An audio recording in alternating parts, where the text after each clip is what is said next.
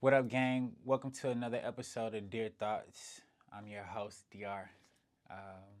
In today's episode, I want to talk to you guys about confidence.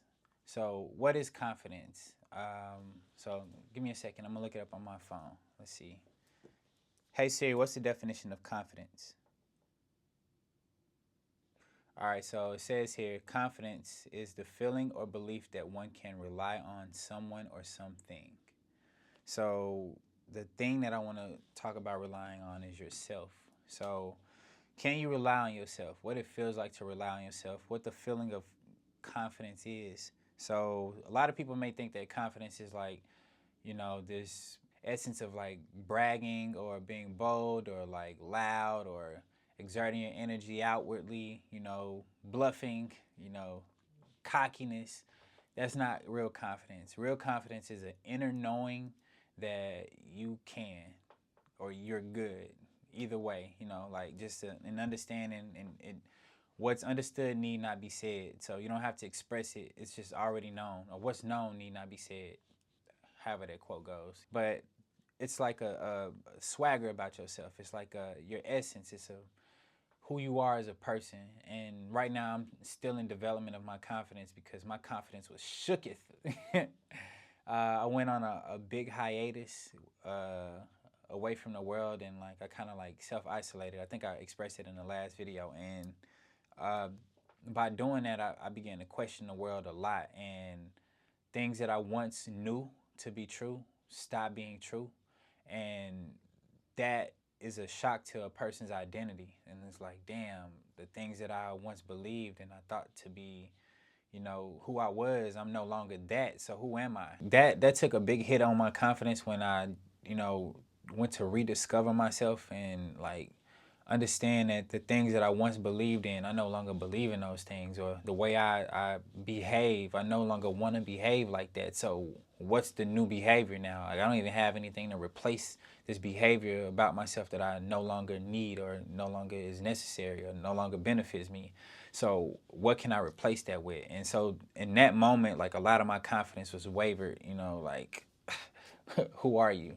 So it's hard to like have confidence in yourself when you don't even know yourself anymore. So through self-development and studying and reading and learning and trying things out and experiencing life like hand in hand, um, I began to like piece myself back together. Like life taught me a lot within the past like 2 or 3 years about myself, and like I've grown so much. Like my attitude is a lot more calm than it once was, because I'm more sure of myself, and I realize that I don't have to fight or be really strong on my opinion to try to persuade someone else to see things my way, because at the end of the day, it really don't matter. So like, why am I arguing with you about a viewpoint that's unnecessary for me to even like exert that much energy and like stress myself out to get somebody to see something the way I see it? As simple as that. Like, I won't go into details, but that alone is enough like to say, man, like your time is precious. And I'm telling you, like, to argue with somebody is like pointless. I've exerted so much energy. I've like felt so much stress and pressure trying to convince, people to like see things a certain way from a certain perspective. And it's like so not the way to go about it, because a man convinced against his will is of the same opinion still. That's one of my most favorite quotes. That was one of my favorite quotes even when I wasn't even like able to like hold my temper down. Like, trying to like convince somebody other than what they see is like hard, and you got to be really good and patient and find the right combination of words to appease to a person's emotions in order to get them to see something completely different in a way that they've never seen it, from a viewpoint, from a paradigm that they just are unaware of. And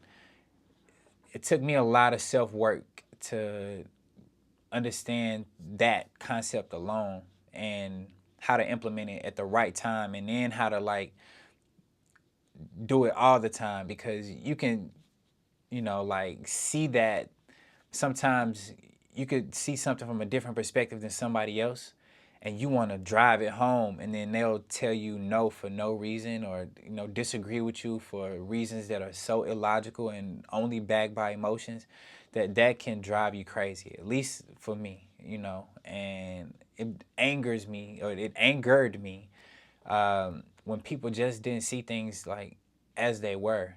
People see things the way they want to see them, and then I had to learn that that's okay, and saved me so much time and energy. And also, like, I journal a lot. Like, this is my journal here.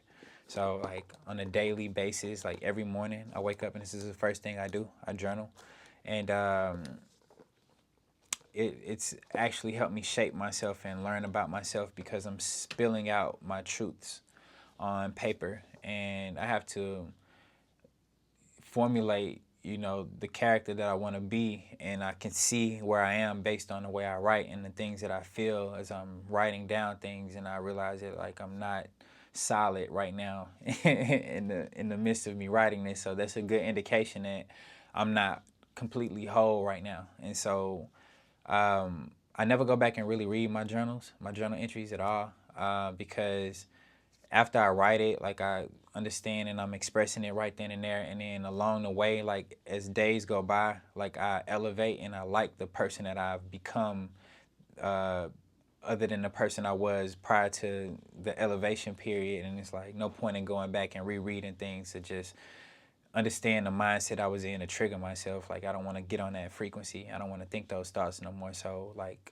I can let that go. I've written it down. It's all out the way. And so that's just my process and my method on how I journal. And if you don't journal, I ask you, I beg you, for your sake, if you are not, completely 100% where you want to be, I'm telling you, like, grab you some pen and paper and, like, take it back old school and journal. That really helps. It really helped me, like, get through a lot of, like, thoughts that I couldn't process just by running them in my head. Like, I had to get it out on paper, and, like, for whatever reason, that just helps me therapeutically. And then by the time I'm done, I'm in a different mindset, and then I always make myself, no matter what state of mind I'm in, no matter how I'm feeling, I make myself say nice things at the end of the video. I mean, not the video. I make myself say nice things at the end of my journal entry. This is like my journal entry, so forgive me for that mistake. But as I write, when I'm finishing up and I know I've concluded and I've exhausted all of the thoughts that I've had in my mind at the moment when I started writing, at the end of the keep saying video, at the end of the journal entry, I make myself say calm and nice things and good things about myself, and I speak highly of myself and I speak highly of people.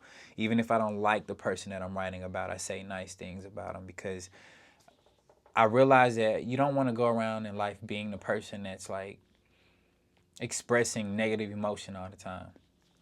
That just shows how not secure or how insecure you are, or not confident in yourself, or how you allow things to trouble you. And to be troubled like that is a good indication of instability in the mind.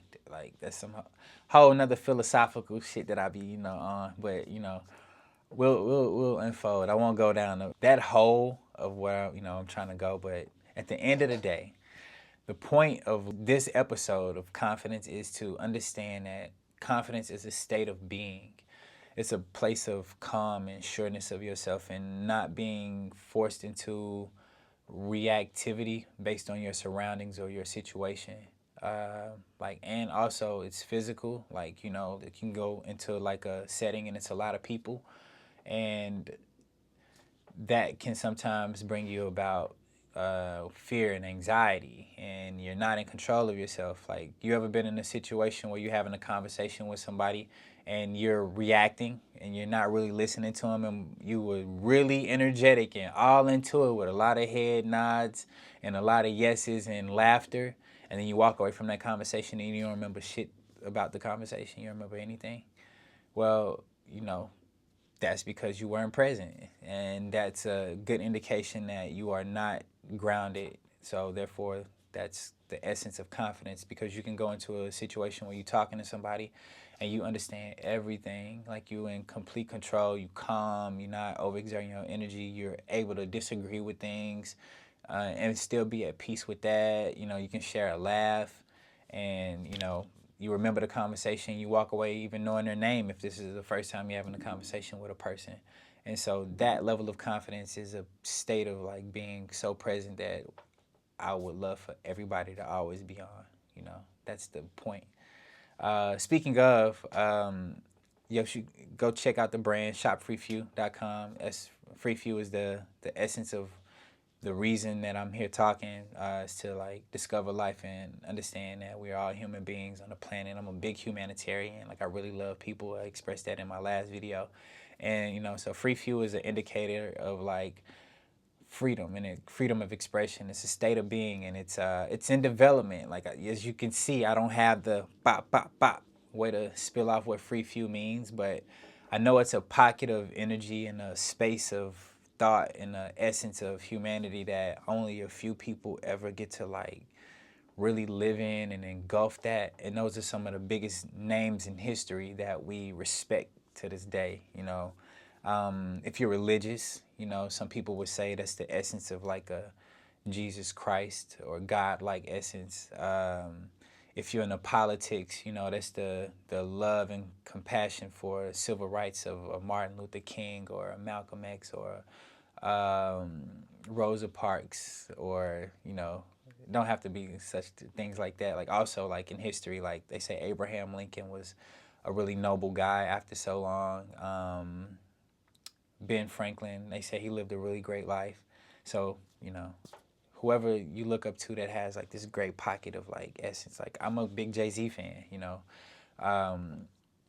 And I like his essence. Like I never hear him like speak ill of anyone in interviews. Like he handles interviews very well. He's a very poised character. I don't know him personally, but how I see him carry himself in the public is like very poised and very confident. It's like a sureness of, you know, himself where he doesn't get out of character. Another great person is like Snoop Dogg. Like Snoop is always Snoop in every commercial, in every song, in every TV show, in every movie. Like Snoop is Snoop. Like that's a character that is solid. So I like stuff like that, you know what I'm saying? And I'm working on my character. I'm working on who I am as a person, how I'm going to conduct myself under pressure and in tough times and in the crowd and spotlight and, you know, when I'm to myself and like, you know, I like to be solid in myself. Like I say, I really, really, really fuck with myself. I like myself. And so like the character that I'm developing is like a passion of mine to like be solid and grounded in who I am as a person. And then, yeah, that's the essence of Free Few. And so that's what we're working on here, you know. So I'm gonna end this video here because I've been talking a lot and I don't want to get off subject. So thank you guys for watching. Like I said, stop by the store, shopfreefew.com, check out the brand, grab you something, promoting the Rise Up movement right now. And yeah, so that's it, man. Thank you guys for watching. See you on the next episode. One.